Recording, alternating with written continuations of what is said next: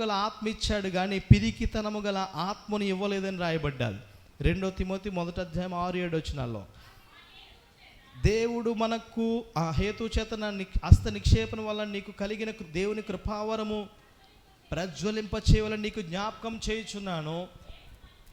దేవుడు మనకు శక్తియు ప్రేమయు ఇంద్రియ నిగ్రహము గల ఆత్మని ఇచ్చను కానీ పిరికితనము గల ఆత్మను ఇయ్యలేదు. దేవునికి స్తోత్రం, హల్లెలూయా.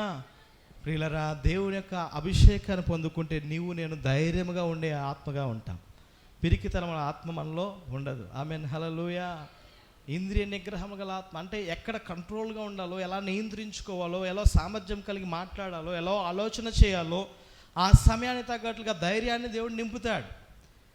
ప్రియులరా, మనం చూస్తే పరిశుద్ధాత్మను పొందుకున్న తర్వాత శిష్యులు ఆ విధంగానే వారు అపోస్తులు 10:38 అపోస్తులు 10:38 మనం చూస్తే